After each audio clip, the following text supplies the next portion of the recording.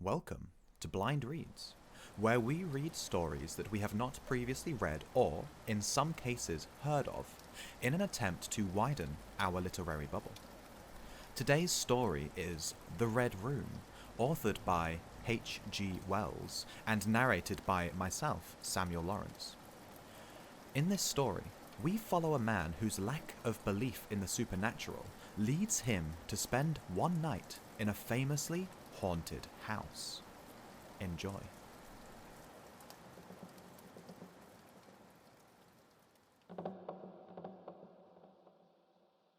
I can assure you, said I, that it will take a very tangible ghost to frighten me. And I stood up before the fire with my glass in my hand. It is your own choosing, said the man with the withered arm, and glanced at me askance. 28 years, said I have lived, and never a ghost have I seen as yet. The old woman sat staring hard into the fire, her pale eyes wide open. Aye, She broke in. and 28 years you have lived and never seen the likes of this house, I reckon. There's a many things to see, when one's still but 28. She swayed her head slowly from side to side. A many things to see, and sorrow for. I half suspected the old people were trying to enhance the spiritual terrors of their house by their droning insistence. I put down my empty glass on the table and looked about the room, and caught a glimpse of myself, abbreviated and broadened to an impossible sturdiness, in the queer old mirror at the end of the room. Well, I said, if I see anything tonight, I shall be so much the wiser, for I come to the business with an open mind. It's your own choosing, said the man with the withered arm once more. I heard the faint sound of a stick and a shambling step on the flags in the passage outside. The door creaked on its hinges as a second old man entered, more bent, more wrinkled, more aged even than the first. He supported himself by the help of a crutch. His eyes were covered by a shade, and his lower lip, half averted, hung pale and pink from his decaying yellow teeth. He made straight for an armchair on the opposite side of the table, sat down clumsily, and began to cough. The man with the withered hand gave the newcomer a short glance of positive dislike. The old woman took no notice of his arrival, but remained with her eyes fixed steadily on the fire. I said, it's your own choosing, said the man with the withered hand when the coughing had ceased for a while. It's my own choosing, I answered. The man with the shade became aware of my presence for the first time, and threw his head back for a moment and sidewise to see me. I caught a momentary glimpse of his eyes, small and bright and inflamed. Then he began to cough and splutter again. Why don't you drink? Said the man with the withered arm, pushing the beer toward him. The man with the shade poured out a glassful with a shaking hand that splashed half as much again on the deal table. A monstrous shadow of him crouched upon the wall and mocked his action as he poured and drank. I must confess I had scarcely expected these grotesque custodians. There is, to my mind, something inhuman in senility, something crouching and atavistic. The human qualities seem to drop from old people insensibly day by day. The three of them made me feel uncomfortable with their gaunt silences, their bent carriage, their evident unfriendliness to me and to one another. And that night, perhaps, I was in the mood for uncomfortable impressions. I resolved to get away from their vague foreshadowings of the evil things upstairs. If, said I, you will show me to this haunted room of yours, I will make myself comfortable there. The old man with the cough jerked his head back so suddenly that it startled me, and shot another glance of his red eyes at me from out of the darkness under the shade, but no one answered me. I waited a minute, glancing from one to the other. The old woman stared like a dead body, glaring into the fire with lackluster eyes. "If," I said a little louder, "if you will show me to this haunted room of yours, I will relieve you from the task of entertaining me." "There's a candle on the slab outside the door," said the man with the withered hand, looking at my feet as he addressed me. "But if you go to the Red Room tonight—" "This night of all nights," said the old woman softly. "you go alone." "Very well," I answered shortly. "And which way do I go?" "You go along the passage for a bit," said he, nodding his head on his shoulder at the door, "until you come to a spiral staircase, and on the second landing is a door covered with green baize. Go through that, and down the long corridor to the end, and the Red Room is on your left up the stairs." "Have I got that right?" I said, and repeated his directions. He corrected me in one particular. "Are you really going?" said the man with the shade, looking at me again for the third time with that queer, unnatural tilting of the face. "This night of all nights," whispered the old woman. "It is what I came for," I said, and moved toward the door. As I did so, the old man with the shade rose and staggered round the table, so as to be closer to the others and to the fire. At the door, I turned and looked at them, and saw that they were all close together, dark against the firelight, staring at me over their shoulders, with an intent expression on their ancient faces. "Good night," I said, setting the door open. "It's your own choosing," said the man with the withered arm. I left the door wide open until the candle was well alight, and then I shut them in and walked down the chilly, echoing passage. I must confess that the oddness of these three old pensioners, in whose charge her ladyship had left the castle, and the deep-toned, old-fashioned furniture of the housekeeper's room in which they foregathered, had affected me curiously in spite of my effort to keep myself at a matter-of-fact phase. They seemed to belong to another age, an older age, an age when things spiritual were indeed to be feared, when common sense was uncommon, an age when omens and witches were credible, and ghosts beyond denying. Their very existence, thought I, is spectral. The cut of their clothing, fashions born in dead brains. The ornaments and conveniences in the room about them even are ghostly. The thoughts of vanished men, which still haunt rather than participate in the world of today. And the passage I was in, long and shadowy, with a film of moisture glistening on the wall, was as gaunt and cold as a thing that is dead and rigid. But with an effort, I sent such thoughts to the right about. The long, draughty, subterranean passage was chilly and dusty, and my candle flared and made the shadows cower and quiver. The echoes rang up and down the spiral staircase, and a shadow came sweeping up after me, and another fled before me into the darkness overhead. I came to the wide landing and stopped there for a moment, listening to a rustling that I fancied I heard creeping behind me, and then, satisfied of the absolute silence, pushed open the unwilling baize-covered door and stood in the silent corridor. The effect was scarcely what I expected, for the moonlight coming in by the great window on the grand staircase picked out everything in vivid black shadow or reticulated silvery illumination. Everything seemed in its proper position. The house might have been deserted on the yesterday instead of 12 months ago. There were candles in the sockets on the sconces, and whatever dust had gathered on the carpets or upon the polished flooring was distributed so evenly as to be invisible in my candlelight. A waiting stillness was over everything. I was about to advance and stopped abruptly.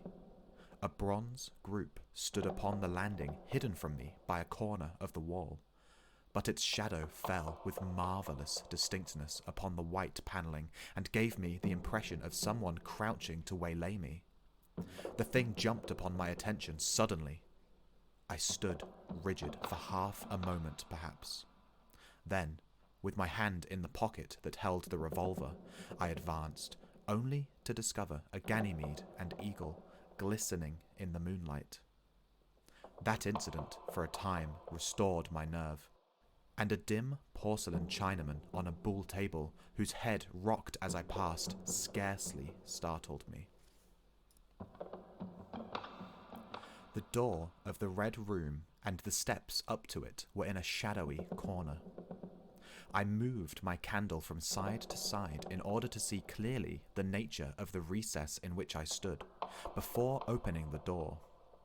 Here it was, thought I, that my predecessor was found, and the memory of that story gave me a sudden twinge of apprehension.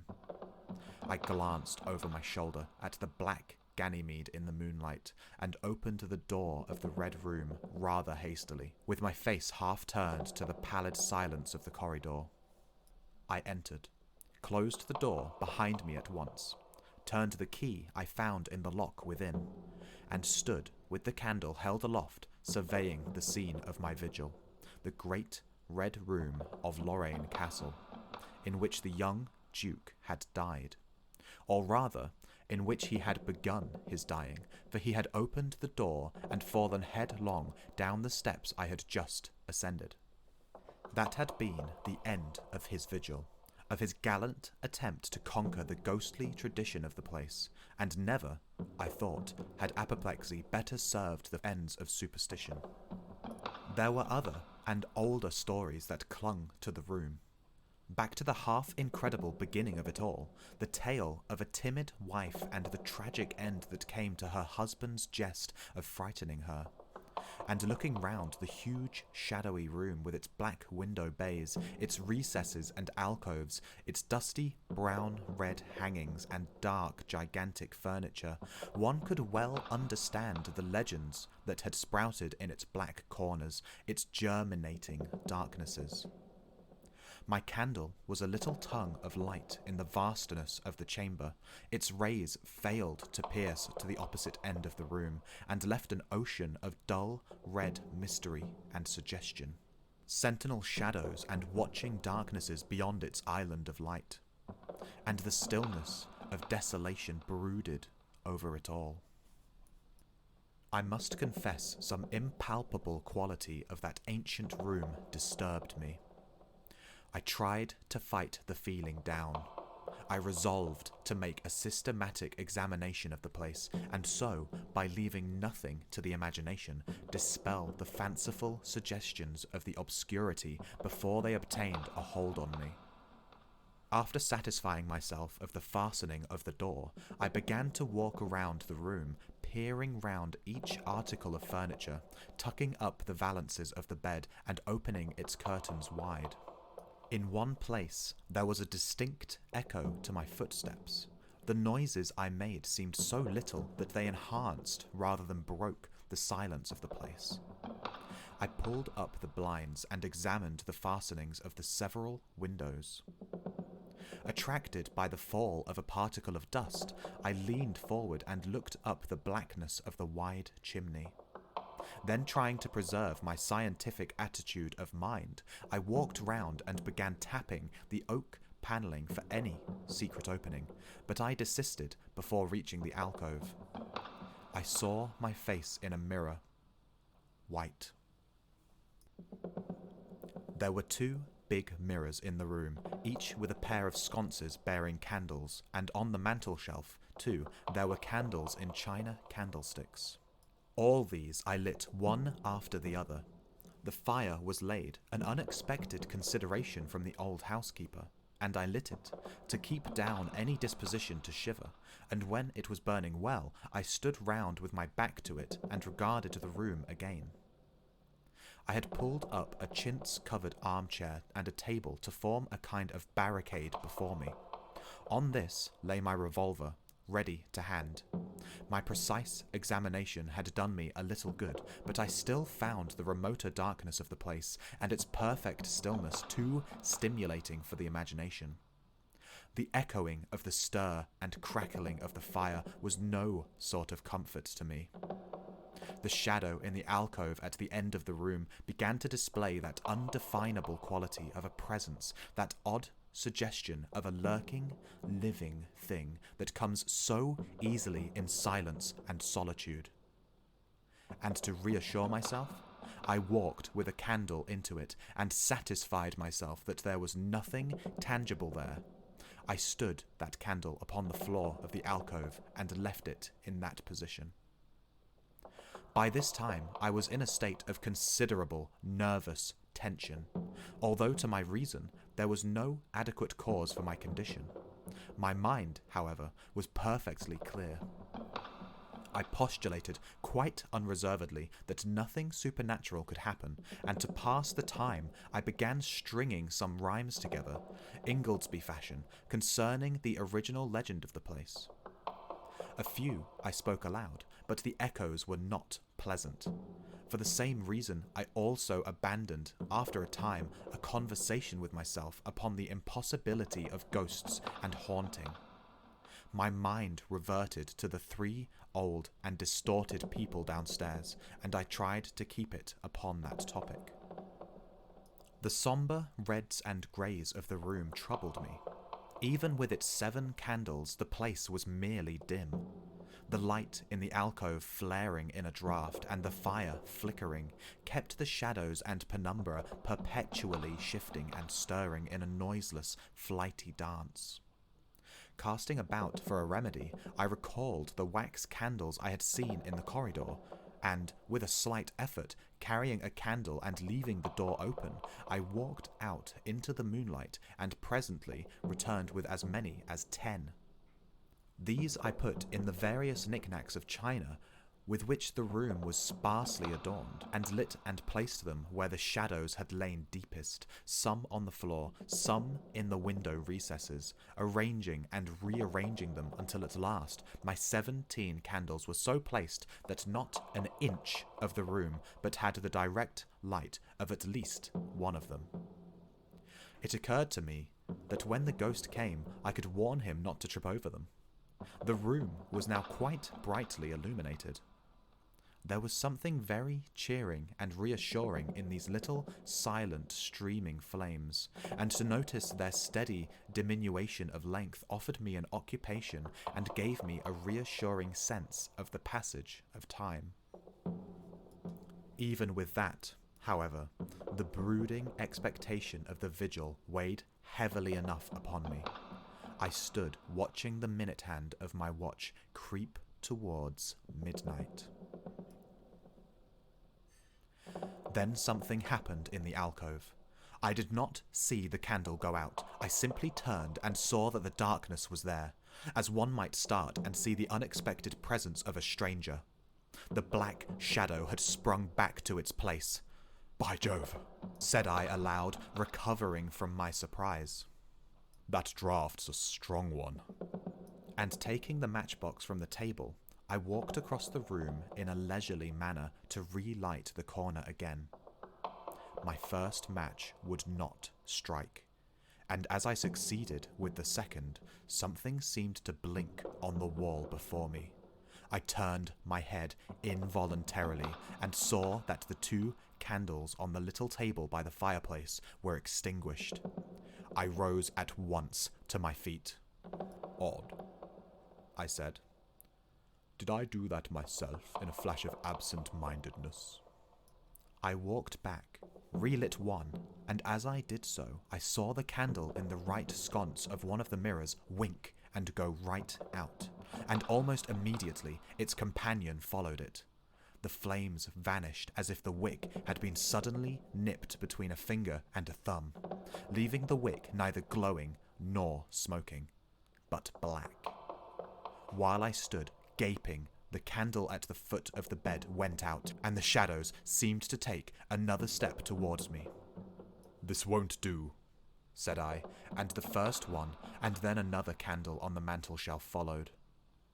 "What's up?" I cried, with a queer high note getting into my voice somehow. At that, the candle on the corner of the wardrobe went out, and the one I had relit in the alcove followed. "Steady on," I said. Those candles are wanted."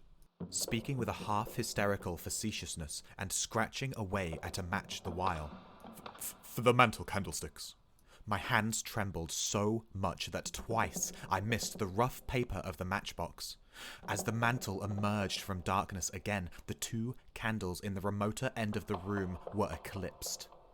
But with the same match I also relit the larger mirror candles and those on the floor near the doorway, so that for the moment I seemed to gain on the extinctions.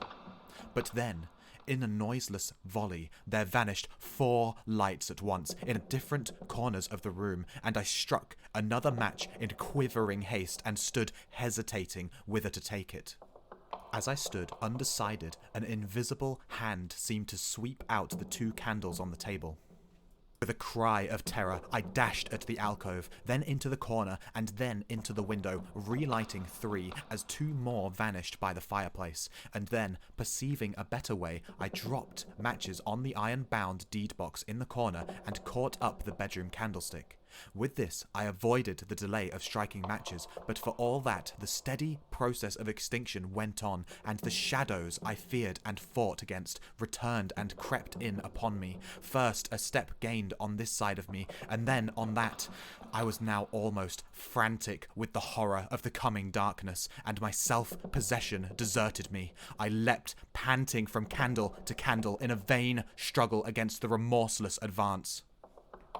I bruised myself in the thigh against the table. I sent a chair headlong. I stumbled and fell and whisked the cloth from the table in my fall. The candle rolled away from me, and I snatched another one as I rose.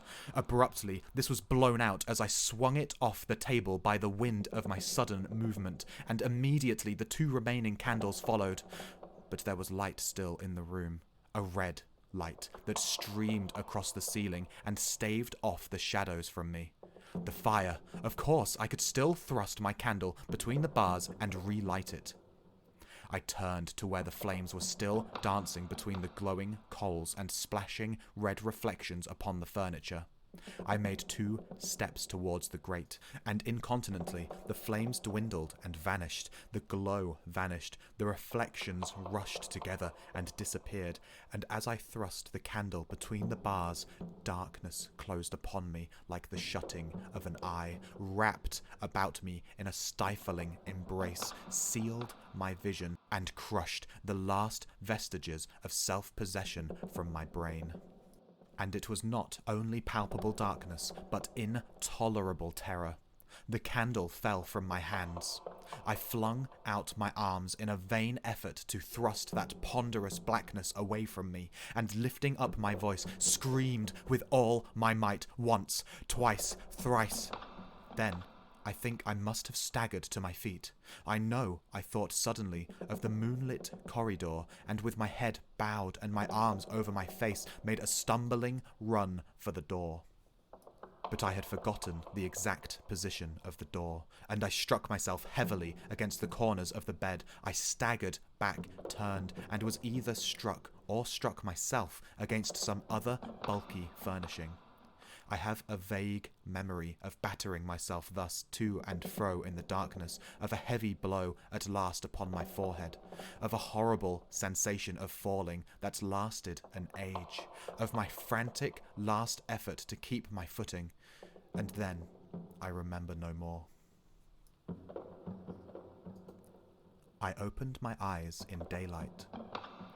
My head was roughly bandaged, and the man with the withered hand was watching my face. I looked about me, trying to remember what had happened, and for a space I could not recollect. I rolled my eyes into the corner and saw the old woman, no longer abstracted, no longer terrible, pouring out some drops of medicine from a little blue vial into a glass. "Where am I said. "I seem to remember you, and yet I cannot remember who you are." They told me then, and I heard of the haunted red room as one who hears a tale. "We found you at dawn," said he, "and there was blood on your forehead and lips." I wondered that I had ever disliked him. The three of them in the daylight seemed commonplace old folk enough. The man with the green shade had his head bent as one who sleeps. It was very slowly I recovered the memory of my experience. "You believe now," said the old man with the withered hand, "that the room is haunted?" He spoke no longer as one who greets an intruder, but as one who condoles a friend. "Yes," said I. "The room is haunted. And you have seen it, and we who have been here all our lives have never set eyes upon it, because we have never dared. Tell us, is it truly the old Earl who—" "No," said I. "It is not." "I told you so," said the old lady with the glass in her hand. "It is his poor young countess who was frightened." "It is not," I said. "There is neither ghost of Earl nor ghost of Countess in that room. There is no ghost there at all, but worse, far worse, something impalpable." "Well?" they said. "The worst of all the things that haunt poor mortal men," said I. "And that is, in all its nakedness, fear. Fear that will not have light nor sound, that will not bear with reason, that deafens and darkens and overwhelms. It followed me through the corridor. It fought against me in the room." I stopped abruptly. There was an interval of silence. My hand went up to my bandages. The candles went out, one after another, and I fled. Then the man with the shade lifted his face sideways to see me and spoke. "That is it," said he. "I knew it was. A power of darkness to put such a curse upon a home. It lurks there, always. You can feel it, even in the daytime. Even of a bright summer's day, in the hangings, in the curtains. Keeping behind you, however, you face about. In the dusk, it creeps in the corridor and follows you, so that you dare not turn. It is even, as you say, fear itself is in that room. Black fear, and there it will be so long as this house of sin endures."